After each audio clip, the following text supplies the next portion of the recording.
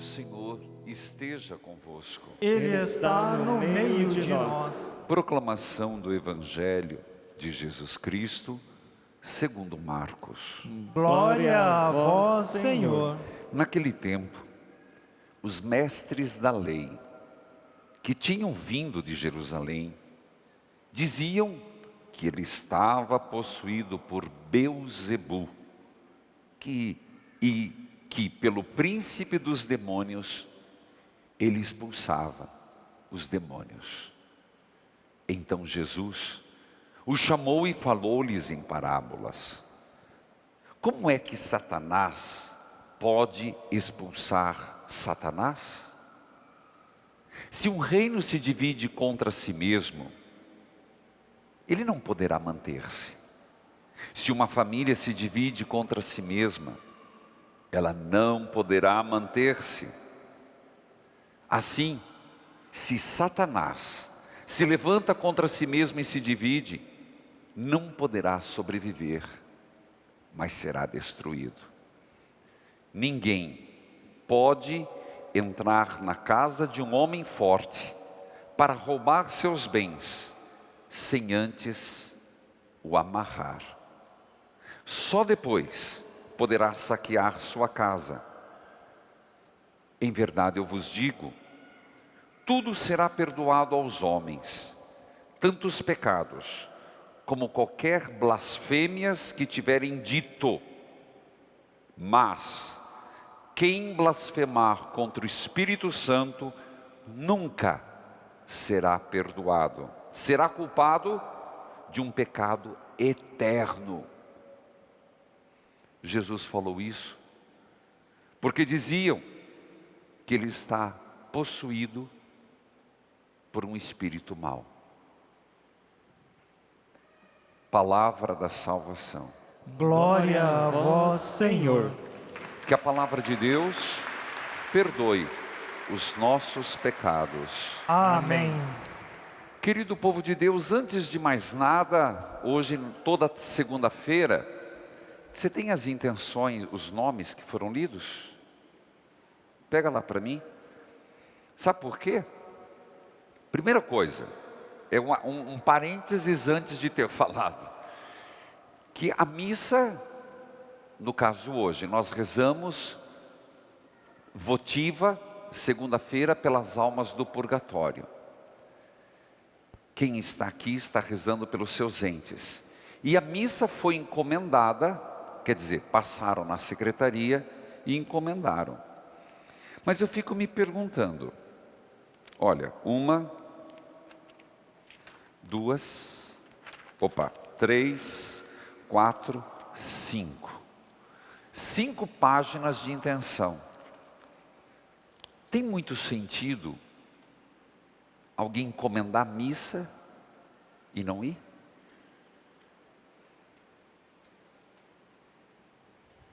Quem tem ouvidos, ouça. Sobre a liturgia, nós hoje estamos diante de um texto muito conflitivo. Jesus é caluniado.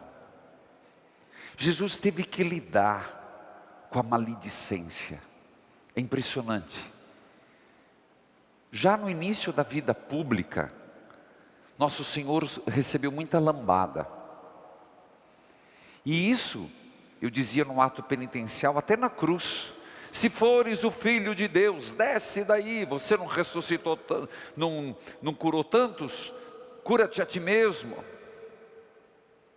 O Senhor teve que lidar com maledicência, calúnia. E hoje chamaram Jesus de endemoniado, seu demônio. Que palavra horrível, né? Imagina alguém xingar você, seu demônio. Foi assim. Porque começaram a falar, porque Jesus libertava os demônios. Tem textos na Bíblia onde apresenta Nosso Senhor, vamos lembrar, quando ele atravessou para a região dos Gadarenos, ele expulsou os demônios e mandou-os aos porcos. Lembremos um outro texto, um pai que trouxe um filho Você lembra que espumava, se jogava no fogo. Foi pedir aos discípulos, os discípulos não deram conta, nosso Senhor foi e exorcizou. Mas aqueles que estavam do lado não viram a ação de Deus e falaram que ele era o príncipe dos demônios, que na Bíblia chama-se Beelzebu. Nosso Senhor se vale de um princípio simples. Ele dizendo, um reino dividido, uma família dividida, não persiste. Não é a mais pura verdade? Quando uma família, marido, eu digo, você sabe que entre filhos é horrível, mas quando marido e mulher estão numa guerrinha, largue mão.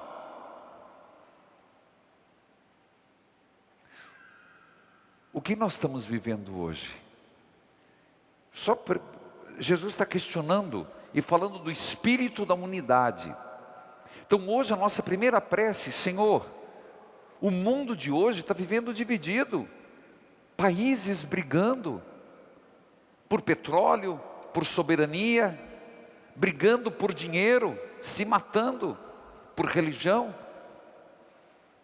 Um dado importante, 2019, por dia, 5 igrejas foram depredadas no mundo, católicas. Nós estamos vivendo um período complicado e vai piorar. Aquilo que Bento XVI dizia, que só vai restar um tipo de cristão, os que forem apaixonados por Jesus. Não quero alarmar, mas tempos difíceis virão mais e mais, de tantas pessoas que hoje faz 75 anos, inclusive que acabou Auschwitz, um lugar que quando a gente vai a gente fica deprimido. Inclusive quem quiser assistir, hoje às 16h15, 4h15 da tarde, vai reapresentar um padre missão que eu fiz lá em Auschwitz, que foi uma experiência profundíssima. Mas você sabia que tem campos de concentração para os cristãos? Hoje não se propaga. A divisão, ela só destrói. Então claro que hoje uma primeira prece, Senhor, que o mundo não fique dividido, polarizado, que as famílias não fiquem divididas, que o casal não fique dividido, mas que some entre pais e filhos, no ambiente de trabalho. Gente, hoje é um dia de pedir Divino Espírito Santo, traga harmonia dentro do trabalho. Como é horrível você estar num trabalho onde tem divisão, onde não estão olhando para o mesmo rumo. Na igreja, uma igreja dividida não presta. A igreja católica não pode estar dividida, ela pode ter formas diferentes de pensar. Isso é salutar, isso é importante, mas o diferente que se respeita, o diferente que tem unidade, toda divisão é perniciosa, é diabólica. Você escutou? Por isso, só vou lembrar, e a nossa aqui dentro? Quando nós dividimos o nosso coração, dividimos a nossa alma. Não por acaso São Pio de Petreutina, que é nosso intercessor, ensinava: uma alma dividida, um coração dividido, enfraquece. Filhos, Jesus diz, se Satanás briga contra Satanás, vai cair. Se uma família cai, se não persiste. Então um grande apelo nosso, Senhor, vamos manter a unidade no Espírito Santo, a unidade do diálogo, a unidade do respeito, a unidade da oração. Mesmo nos nossos pequenos grupos, se você perceber, eu tenho que me vigiar, você tem que se vigiar, nós temos que estar atentos, não sermos motivo de divisão. Cuidado, o espírito da divisão não é de Deus, é do capeta. Quem semeia divisão, quem semeia discórdia, quem semeia calúnia. Gente, a calúnia, a maledicência, não vem de Deus. E hoje o Evangelho fala isso. Veja, homem, e não vai pensar que é gente ruim. Não se iluda, meu filho. Eram fariseus, homens que procuravam levar a sério a lei, vindo de Jerusalém, o santo dos santos. Às vezes tem muito santolão, tem muita santolona, com cara de beato e de beata, mas o coração encardido, com a língua ferida. Estou mentindo? O Evangelho de hoje. Cuidado! Cuidemo-nos. Cuidemo-nos. Um outro aspecto é a liturgia de hoje. Nosso Senhor fala uma coisa que eu fiquei pensando. Nenhum ladrão chega na casa de um homem forte e rouba antes de amarrar. Não disse isso hoje? E eu fico pensando, o inimigo é um ladrão. Então, o que ele faz? Mesmo comigo, com você, vamos dizer que somos, entre aspas, somos fortes na busca de Deus. Não estou dizendo que somos santos. A gente tenta, você comunga, você reza. Então a pessoa se fortalece, confessa, a pessoa se fortalece. O inimigo não vai bater de contra. Ele faz como ladrão, ele amarra.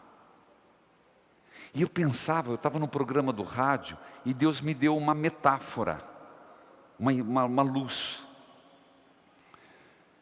Raciocina comigo.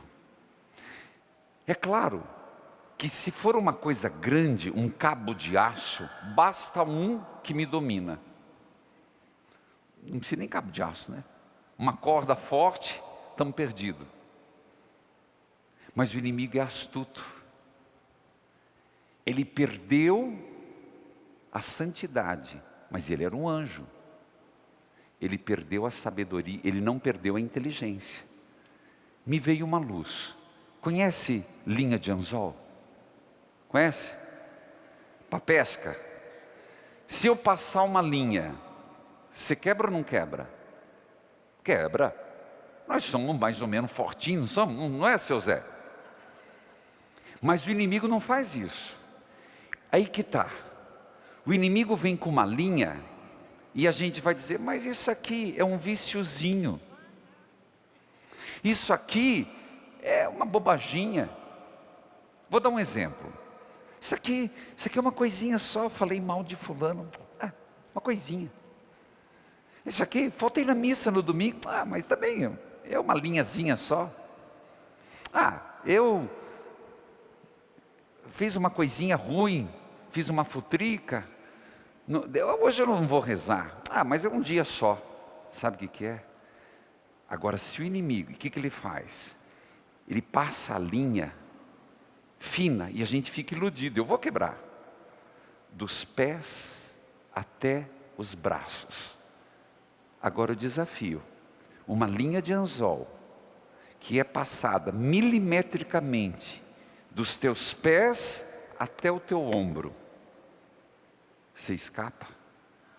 Não. Cuidado. Eu estava fazendo o programa Experiência de Deus e me veio isso. Que às vezes a gente vai cedendo e essa linha de anzol vai sendo passada. Você olha para a linha de anzol e fala, mas eu com 1,90 m, eu rebento isso aí em 2 tempos. E vou deixando. Amanhã ele vem dar mais uma volta. Depois ele vem dar mais uma volta. E quando eu me dou conta, eu estou igual múmia. Amarrado. Te pergunto hoje. Onde você está cedendo? E eu também, a pergunta para todos nós. Onde estamos cedendo e deixando o inimigo nos amarrar com uma linha de anzol. Onde estamos sendo coniventes? Último ponto da minha homilia, Jesus fala do pecado contra o Espírito Santo. Mas ele mesmo responde. Alguém pergunta: padre, eu tenho medo, o que é o pecado contra o Espírito Santo? Teve uma senhora, queridíssima, eu dava aula na igreja Nossa Senhora de Belém.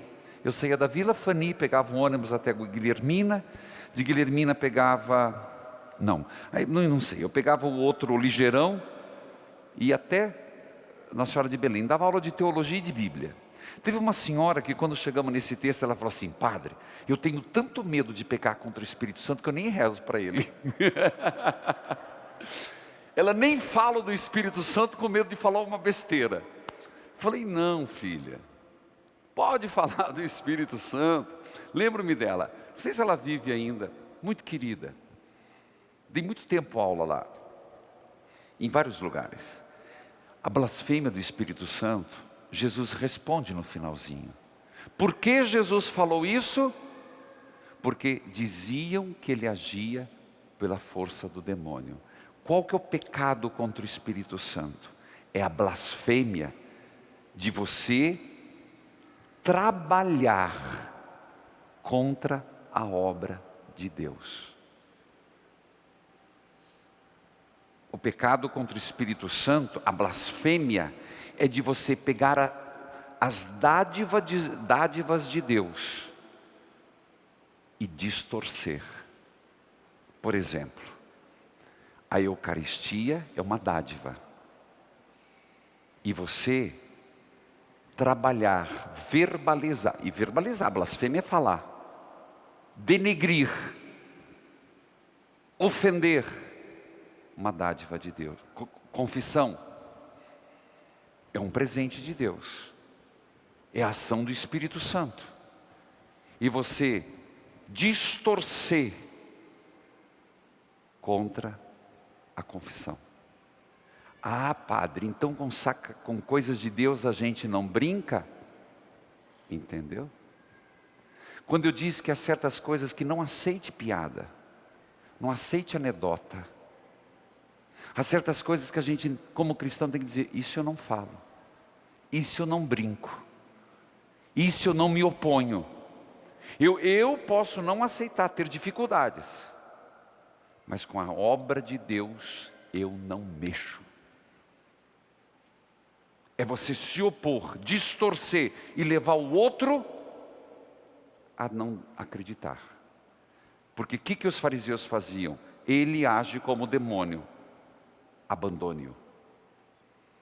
E Jesus agia pelo dedo de Deus e a ação do Espírito. Que o Senhor nos ajude a partir da leitura. Amém. Amém.